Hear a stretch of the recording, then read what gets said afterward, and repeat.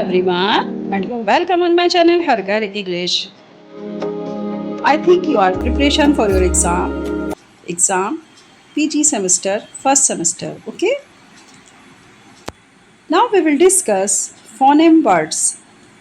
I mean phoneme terms. Phoneme terms taken from ELT paper linguistic and ELT. Okay, तो ये phoneme terms ली गई है हमारे linguistics and ELT paper से, जिसे आज हम यहाँ पर आपके सामने एक्सप्लेन करने वाले हैं। ये बहुत ही मोस्ट इम्पॉर्टेंट टर्म है। इसे अगर आप अच्छी तरीके से लर्न करते हैं, इसके नोट्स बनाते हैं, तो ये आपको एग्ज़ाम में देखने के लिए ज़रूर मिलेगी, क्योंकि ये हमारे पेपर में जो हमारा लिंग्विस्टिक एंड ईएलटी का पेपर है उसकी एक बहुत ही फेमस और मोस्ट इम्पॉर्टेंट टर्म होने की वजह से हमेशा आपको ये पेपर में देखने को मिलती है। Okay, let's start now. Question number 4, explanation of the term phoneme in linguistics. आपको व्याख्या करनी है फोनेम टर्म की लिंग्विस्टिक्स में, यानी क्योंकि हम किस में पढ़ रहे हैं फोनेम को ईएलटी में पढ़ रहे हैं, perspective of ELT, perspective of linguistics. Understood? तो हमें उसी के अकॉर्डिंग इसका आंसर भी प्रिपेयर करना होगा। जो भी बच्चे मेरे चैनल पर नए आए हैं वो प्लेलिस्ट में जा करके देख सकते हैं, उनके लिए पेपर प्लस उसकी वीडियोज़ वहाँ प्लेलिस्ट में नाम पड़ा हुआ है, आप आराम से उसको खोल करके देखेंगे तो आपको अपनी वीडियोस, अपने एग्ज़ाम से रिलेटेड काफ़ी कंटेंट उसके अंदर देखने को मिलेगा। अगर आप सिर्फ यही क्वेश्चन अपने प्रिपेयर करके चले जाते हैं, एग्ज़ाम में आपके 80+ मार्क्स आने से कोई नहीं रोक सकता। ओके स्टूडेंट्स, चलिए अब स्टार्ट करते हैं। First of all, what is phoneme? Phoneme क्या है? पहले आप इस पिक को अगर देखते हैं तो आपको ये ज़्यादा लॉन्ग टाइम तक याद रहती है, इसलिए इस तरह की पिक्स मैं यहाँ पर मेंशन करती हूँ ताकि आपको ये याद रहे कि आपने क्या पढ़ा था। What is a foenum? A foenum is the smallest unit of sound in a language.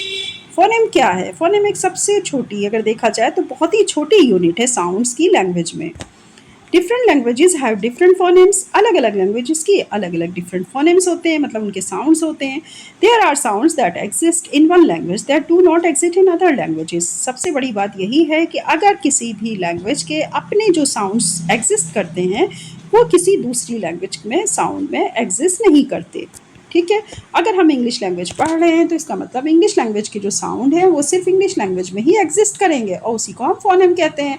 तो ये फोनेम हमें देखने को मिलेंगे इंग्लिश लैंग्वेज में। बाकी किसी दूसरी लैंग्वेज में अगर हम सोचें कि हमें फोनेम देखने को मिलेंगे तो फिर उसका जो पैटर्न होगा फिर दूसरा होगा, उसका नाम भी फिर कुछ और ही होगा। ठीक है, लेकिन फोनेम नहीं होगा। इस तरह से आप समझिए, हम इंग्लिश लैंग्वेज की बात कर रहे हैं तो हमारा टर्म है फोनेम, जिसका आज हम एक्सप्लेनेशन करने जा रहे हैं। Answer phoneme. A phoneme is the smallest unit of sound in a language that can change the meaning of a word. Phoneme अपने आप में एक स्मॉलेस्ट यूनिट है साउंड की लैंग्वेज में, इसे चेंज नहीं किया जा सकता। क्यों? That can change the meaning of a word. इसको अगर आप चेंज करते हैं तो हमारे वर्ड्स का अर्थ भी चेंज हो सकता है। अब समझ में आया? मतलब फोनेम में क्या होता है कि आपके वर्ड्स का जो मीनिंग है वो चेंज हो जाएगा अगर आप इसको यूज़ करते हैं, और अगर आप इसका यूज़ नहीं करते तो भी। Understood? Characteristic of phoneme. Phoneme के कैरेक्टरिस्टिक्स क्या है? Phonemes are speech sound not letters.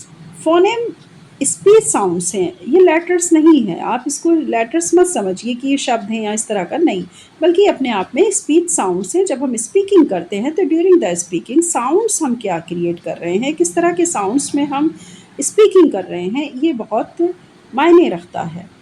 Number 2, changing A phoneme in a word create a new word.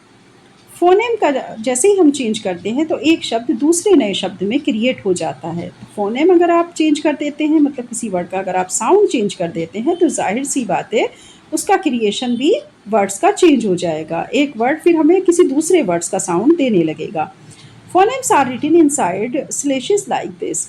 फोनेम्स हमेशा लिखे जाते हैं स्लैश लगाकर, जैसे पी, बी, टी। आप देख रहे हैं पी के दोनों तरफ स्लैश लगा है, बी के दोनों तरफ, टी के दोनों तरफ। तो ये भी एक इसका पैटर्न होता है कि फोनेम अगर आप लिखेंगे तो इनसाइड स्लैशेस लाइक दिस, तो आपको अंदर की तरफ इस तरह से स्लैशेस लगाने होंगे। ये कैरेक्टरिस्टिक्स ऑफ फोनेम थे। नेक्स्ट देखते हैं एग्जाम्पल इन इंग्लिश। अगर हम इंग्लिश में देखें तो इसके क्या उदाहरण हैं? फर्स्ट है P slash versus B slash, PAT pat and PAET pat. अब समझ रहे हैं ना, दोनों में अंतर हो गया। बैट, BA, हम देखो लिखा क्या है PAT पैट, लेकिन अगर हम इसका साउंड्स की बात करें तो हमें साउंड्स क्या देखने को मिल रहा है? PAET PAT. क्योंकि हम एक ही मात्रा लगा रहे हैं जब बोल रहे हैं पैट, ठीक है। इसी तरह बैट, BAT बैट, लेकिन BAET तो साउंड किसका आ रहा है, ई का भी साउंड आ रहा है, जो हमें एक ही मात्रा लगा करके, अगर आप हिंदी में इसको समझ रहे हैं, मैं इसलिए आपको हिंदी में यहाँ पर एक्सप्लेन कर रही हूँ ताकि आप इस चीज़ को समझें। BAT बैट, लेकिन कहीं ना कहीं हम बैट के ऊपर एक ही मात्रा लगा रहे हैं। अब एक ही मात्रा लगाएंगे तो जाहिर सी बात है कि हमें ई का सपोर्ट लेना पड़ेगा, तो इसीलिए बैट के साथ भी ई का सपोर्ट है और बैट के साथ भी ई का सपोर्ट है।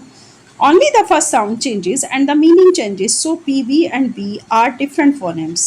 पहला जो साउंड्स होगा अगर आप केवल उसको चेंज करते हैं तो मीनिंग भी चेंज हो जाएगा। जैसे P एंड B को अगर आप, अच्छा इसमें एक चीज़ और देखिए, अगर आप सिर्फ P और B को चेंज कर दें, जैसे कि P नीचे ले आए और B जो है वो ऊपर ले जाए, तो देखिए ये साउंड चेंज हो जाएगा, BAT बैट हो जाएगा, PAT पैट हो जाएगा। अंडरस्टूड? मतलब साउंड हमारे जो होते हैं वो मीनिंग चेंज कर देते हैं।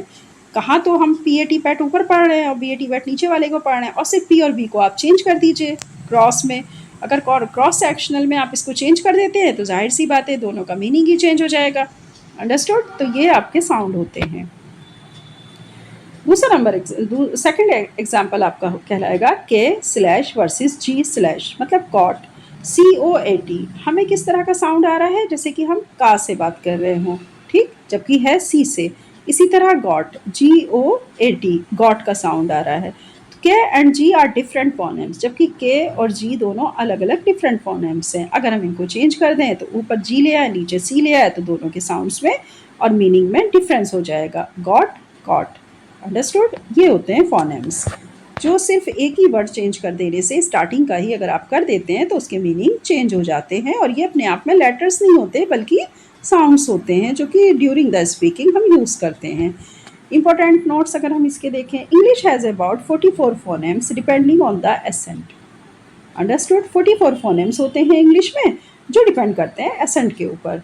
These phonemes are made up of vowel and consonant sounds. ये phonemes बनाते हैं, phonemes are made up यानी ये phonemes बनाते हैं vowel और consonant sounds को।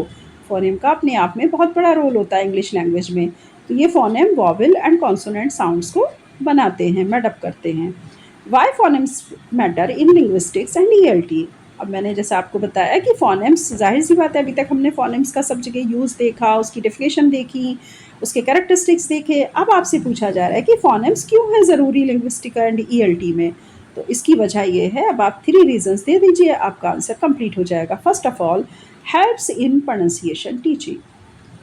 टीचिंग के दौरान जब टीचर प्रोनाउंसिएशन करता है तो स्टूडेंट उसको समझने की कोशिश करता है कि टीचर ने कैसे प्रोनाउंस किया, और वो उसको मदद करता है। फोनेम्स हमें मदद करते हैं प्रोनाउंसिएशन में।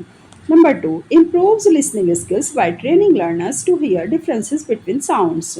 लिसनिंग स्किल्स को इम्प्रूव करने में, और जो हमारे लर्नर्स हैं उनको ट्रेनिंग के द्वारा हम उनकी लिसनिंग स्किल्स को इम्प्रूव करते हैं, क्योंकि वो जैसा सुनते हैं फिर वो वैसा ही स्पीकिंग करते हैं, और वो अपने साउंड्स में डिफरेंस को भी, कि किस साउंड्स में कितना डिफरेंस, क्या बीच में कितना अंतर है, और सुनते समय उन्हें इस अंतर को पहचानना होता है। वो आइडेंटिफाई करते हैं कि अच्छा कॉट बोला जा रहा है कि गॉट बोला जा रहा है। अंडरस्टूड? इस तरह से अगर वो साउंड्स को नहीं कैचअप करेंगे तो जाहिर सी बात है उनको कैसे डिफरेंस पता चलेगा कि साउंड्स के मतलब वर्ड्स क्या हैं। तो इसलिए जो भी हमारे ट्रेनिंग लर्नर्स होते हैं उनकी लिसनिंग स्किल्स को इम्प्रूव करने में और उनको साउंड्स की आइडेंटिटीज़ करने में ये बहुत ज़्यादा हेल्प करते हैं। कौन करते हैं? Phonemes. Third, supports phonics and spelling understanding.